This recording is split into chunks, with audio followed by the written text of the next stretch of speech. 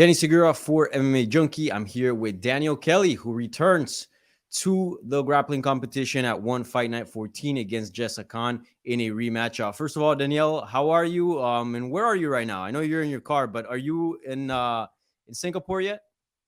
No, I leave for Singapore this Sunday night.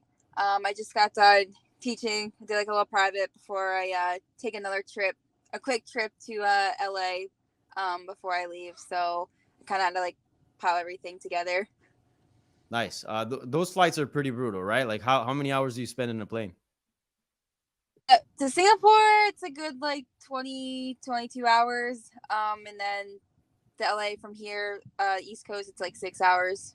Yeah, a good bit. What do you do in the plane? Sleep or read? Yeah, I just got a new eye mask and I've been testing it out and it's been helping me. So hopefully, and then I'm gonna take like a lot of melatonin when I go to Singapore. So I'll just be out. Okay, nice. And how long does it take you to get adjusted to the time change? Because what, it's like 16 hours or something like that, right? Yeah. Well, we get there like a week, almost a week before, and then, hopefully, it usually just takes me like 2 days at least to adjust to the times. Since I'll be competing on a Saturday there, so I'll be competing in the morning during or the day, while it'll be nighttime here. But I that's what I've been kind of training for, so it shouldn't be like an issue. Right. And this is going to be your fourth or fifth, I believe, match under ONE Championship. So I just wanted to ask you, like, overall, how's your time been with the promotion? Did it meet your expectations when you signed? Give us your review of these last four matches that you've had with them. Yeah, they all been really, really challenging, fun. My first match, was kind of like last minute. I didn't think I was gonna be right when I signed with ONE. I didn't think I was gonna have a match right away, but I ended up having a match right away. And then I had like maybe less than a week or less than a month to prepare for my first match against May. And that was like my first time in a cage scenario with a grappling match, which I really love. And then my second match, I was in a cage again and went against some girl my weight, submitted her. And then my recent one, my last one, was in Thailand. It was in a ring, but different rules if it's either a ring or the cage. But it's been a really, really cool experience and journey. Nice. Between sort of the flat, no boundaries mats of usually those grappling promotions or grappling tournaments, the cage and the ring, which do you prefer the most? I like the cage. Honestly, the ring. I mean, they're both cool. Don't get me wrong, but I would say like the ring there are different rules. If you're in a certain position, the ref can reset you either into the middle or you know uh it just depends. Like if you pull guard or go for a takedown, they can kind of like reset that, and then you just start all over in the middle. Whereas in the cage, you don't get resetted. It's kind of like MMA. You guys just keep Mm-hmm. fighting for grips or position. Uh, any aggression, like if it's aggression, battling, it favors that. So I just prefer the cage because the action just keeps going. Whereas the ring, it kind of like pauses. Nice. Do you have to train in a cage to sort of get as close to as possible to like the real thing, or do you still just train in just your regular old mat? No, I've been training the cage recently, or especially a lot since I signed with ONE. I Mm-hmm. think it's an important strategy. Um, but I still, I balance it. Like I'll do on the cage some rolls, and then some rolls I'll do like regular jujitsu because I train like a lot of high level people. They're not really used to the cage, but for me, since I'm competing in this rule set, it's in the cage, so they just been kind of like working around like my schedule. And I've been working with like a lot of like MMA girls too, who are actually really good at using it. So it makes a huge difference. Nice. And your deal with ONE Championship is exclusive, right? Like you can't go grapple anywhere else. No, I can't. Even though Yeah. I have been getting asked, but I mean, I really like and enjoy competing under ONE. And there's a lot of like small girls in my weight class, whereas their promotions they kind of just threw me with girls who were like 135, 140. I ended up getting like a really bad slam from a big girl. I'm not gonna say any names, but that's been my luck. But recently, like I've been pretty lucky to be around my weight class, except for my last one. But it was like open weight, a catch weight at 119, which wasn't too bad. Nice. And grappling has advanced a lot in terms of the options out there, and it's far more lucrative for its athletes than it was a few years ago. Talk to me about your decision of signing with ONE Championship, because there are a lot of options nowadays, right? Like, why did you decide to go over one with ONE over any other promotion? Because I'm sure you probably had other offers as well. Yeah, so well, for first thing, ONE has come out with submission grappling strictly. Well, they have different like Muay Thai, kickboxing, MMA, and then newest is the Mhm. grappling. Um, and I was the first women's grappling match, which is really cool. I got shown with that opportunity, and I felt like I could grow the division. I felt like my name, everyone's calling me out. Everyone's, I feel like I'm not quote unquote the face of women's grappling, but I sort of am. That's why, I feel like I can help out bringing women's sports and views to the grappling matches, because most casuals, which kind of sucks, but most casuals think jiu-jitsu matches are boring in general. Like when you watch like regular, uh, can't really say other like jiu-jitsu tournaments, but there's rules like they do like double guard pull. Sometimes they just don't care about takedowns. So the casual viewer who watches MMA or kickboxing, whatever, they find that really boring. And I feel like with ONE, they want you to push the pace. They don't want you just to kind of sit on your butt anymore, or try to stall the time and then work your submissions. To like a really like person or hobbyist that's into jiu-jitsu would understand those rules, but to a casual, they'll think it's boring. So there's like a balance with jiu-jitsu. Whereas MMA, it's usually always exciting to a casual's eyes. So jiu-jitsu is still like trying to get up there, but also with that being said, I feel like ONE is trying to push the women's jiu-jitsu and fighting or combat in general. Whereas other promotions, they're not really pushing jiu-jitsu, and it's mostly the guys. And me being a girl, I like that ONE is really, pushing women's sports and this opportunity. So, and I get to be the first to compete against a world champion for the first women's grappling title. Nice. Yeah, those sound all good reasons to me. And let me ask you this. This is going to be, to correct myself from the beginning. Yeah, your fourth match under ONE Championship, and all of them have been competed in sort of the other side of the world, right? Mainly in Singapore. You've also competed in Thailand as well. But I wanted to ask you, they've been doing some US cards. Obviously not as many as they do over there, but they have been doing them. Grappling in the US, is that something that interests you, or you do like the travel and getting to experience a new culture and everything that comes with, going to Singapore? Yeah, I mean, I would be lying if I said I didn't. I wouldn't want to compete in the U.S. I really want to. That's hopefully in the future I compete in the U.S. card. I thought their first card I was gonna be on that card, but I just ended up being like a spectator. But it was cool to like witness their first show here.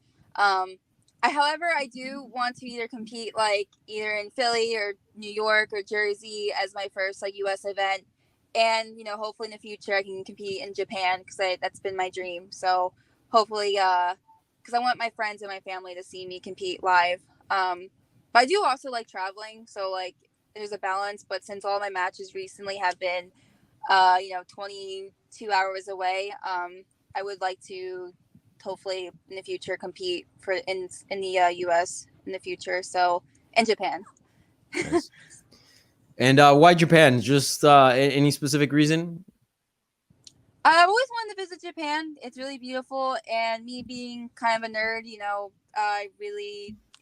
I just love like anything. Whenever I think of anime or anything like games or anything, I just think of Japan. And I've always, as a kid, actually, I've always wanted to just go there and visit, and compete. I feel like they pull like good, cool events there, and it's different.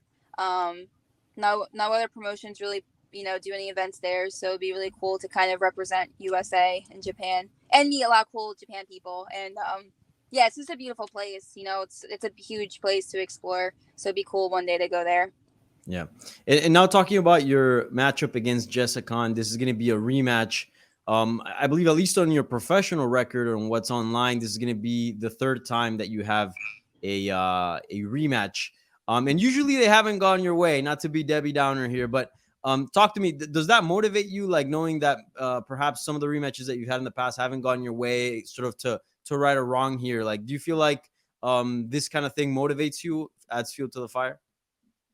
I've only competed against her once, so I don't know where you saw me competing against her twice. No, But I'm saying like I with only competed against other her. ladies, like other different competitors that you faced before. Like you've had Yeah, rematches so before. yeah, so this would be my second rematch. I only competed against, well, there's two other girls, but they're not my weight class. I don't Mhm. really care about the 135s. You know, when I did tournament, they were kind of either like the girls were in my weight class, I would sign up for two, like those kind of things. But this one, she's my second rematch. I mean, honestly, I kind of like it better just because it's more motivation and I am the underdog, or like people, I feel like some say I'm not, but you know, I am like on book. She's the champion. She's more accomplished on writing, so it's more motivating. And I feel like, you know, I have the opportunity to surprise a lot of people, and I'm not really focused too on that it's a rematch. You know, I obviously want. I always wanted it. I've always wanted to go against her again, but since it's for a title, it's like, yeah, it's cool. It's a bonus that it's a rematch, but I'm going for the title. So she just happens to be the rematch, and she's in front of me. So I just gotta take her out and prove everybody wrong. That's kind of down to me. Nice. And I gotta ask you about MMA. You've mentioned MMA a few times in the past, and that's obviously been in the headlines. Have you been training like more or less? Do you have a time frame, a plan as to when you would like to get that going? So I have said like I want to focus on jiu-jitsu. And I'm doing really well in jiu-jitsu. You know, I travel, and you know, it's kind of like, you know, how people get paid for MMA, like people who have families, they you can in jiu-jitsu now you can kind of provide for yourself and family. And you know, I'm trying to get to that the sport where it needs to be, and make my accomplishments more in jiu-jitsu. um when I be a world champion, whoever I beat more legends, then maybe I'll make the walkover. But yeah, I've always, I mean, eventually I want to, because that's why I signed up for jiu-jitsu in the first place, because I was getting bullied. So but it wasn't as popular when I started, but now, like, you know, jiu-jitsu and MMA, women's, is a lot popular now. So yeah, Yeah, it's still in my mind. for sure. So is that something that interests you, but it's not, it's something that we'll see, or for sure at some point you're gonna do it. Oh yeah, for sure. But right now, like, I'm just focused on jiu-jitsu. You know, I feel like I still have to prove a lot to myself in jiu-jitsu. If I make the jump right away to MMA, I don't feel like I'm complete, you know. And like, some things will just have to be negotiated, but you know, when that time comes, I'll be ready, and you know, just whenever that is. But right now, I'm just focused on jiu-jitsu. Yeah, for sure. And you have beaten some MMA names in the jiu-jitsu world, Roxanne Modafferi as well as Cynthia Calvillo. I know the Carla Esparza one was like very short, right? And it was due to a cut that got stopped. But Yeah, it was has fun. that given you confidence that like you have beaten names that have been successful, that have fought at the UFC level? Heck, some of them have even fought for a title and been champions, and you've been able to beat them. In case, whenever you do go to the MMA world, do you have that confidence like, hey, I do have an edge here, like I'm better in the grappling area than a lot of the girls that have success in MMA. Yeah, for sure. I mean, you know, MMA is totally different than jiu-jitsu, but you know, me training personally with, and have trained personally with in the past with big other girls who are in big promotions. um you know, jiu-jitsu, if you know how to use your grappling and wrestling game, you know, right now, like, I mean, it's a good example. Like, you know, we have some at Silver Fox, and you know, if you just know how to know your basics and know how to use your jiu-jitsu and wrestling, you're gonna get really far. And you know, you need a good base of striking, know how to defend yourself. I know it's easier said than done. Like, I'm not saying, yeah, just go in there, learn striking, and you'll be fine. Like, it's getting tougher and tougher. I feel like girls combat sports is getting much more tougher. It's catching up with the guys. But I feel like with MMA girls, if they have a good solid jiu-jitsu base, they're pretty unstoppable. I mean, a good example would be like Mackenzie Dern, but you know, her striking isn't like as good as her grappling. And then there's some like fights where you think like it was super close, but the aggression and the striking beats the grappling. So there has to be a good balance from the grappling and striking. So um, if you have like a solid base of both, then you'll go really far. But yeah, there's like a lot of examples in recent fights. Nice. And are you a big MMA fan? Like, do you tune into every pay-per-view and all that? Like, do you follow the sport? Yeah, actually, I do a lot. Actually, I know Yeah. it's not really known for like jiu-jitsu people, but I get really into it, and I just kind of like I really like to study, just in general. It's like my new thing now. Nice. Any style out there that you like from the female side that you'd be like, ooh, I'd like to emulate that, or that's what my MMA that that's what my I would like my MMA to look like, my MMA game. Any specific style out there for a fighter? Yeah, I actually like. I mean, a lot of people. I guess there's like a lot of haters now because she's not the champion anymore. But Rose, she Yeah. has like a good. She's a good striker. I mean, Carla too. Like not strike. I mean, striking and wrestling, but she has a good wrestling background too. Like those are two good examples. And then Wei Lee, like those three girls are like, you know, if they could combine to one person, they would be unstoppable. Yeah. But you can tell like each of them they're really good at what they do, and they have strengths, and then some of them kind of lack those strengths. And I feel like Wei Lee is probably close, because she has the wrestling and jiu-jitsu, and she knows how to use it. So it's really cool to watch her compete a lot. Um, and then the or the girls, my on my card, the main event, Stamp and Ham. Hmm. If you They have good styles too. It's actually a pretty good stylist fight. Excuse me. Where Stamp is a good striker and Ham, she's a good striker, but I feel like where her last bouts, she dominated girls against the cage with wrestling, and she had an answer for everything. So it'd be cool to see this matchup coming up, and we're competing the same card. Yeah. For sure. By the way, have you ever gotten a chance to train with Rose? Because I know she's been doing some jiu-jitsu competitions and she likes to travel around and train. Have you ever had a chance to share the mat with her? No, but in the future, especially because I travel with seminars, I teach jujitsu a lot. We had a plan in the future that we're going to train. But she has been competing in jujitsu a lot. So yeah, I mean, hopefully in the future, I don't think we're going to compete against each other. She's really cool. Nice. All right. Well, Danielle, best of luck in on one fight night 14 on September 29th. Looking forward to this title rematch that you're gonna have with Jessa Khan. Is gonna be an interesting match, and looking forward to see how you fare. So thank you for your time and best of luck on September 29th. Thank you. This is fun. Have a good one.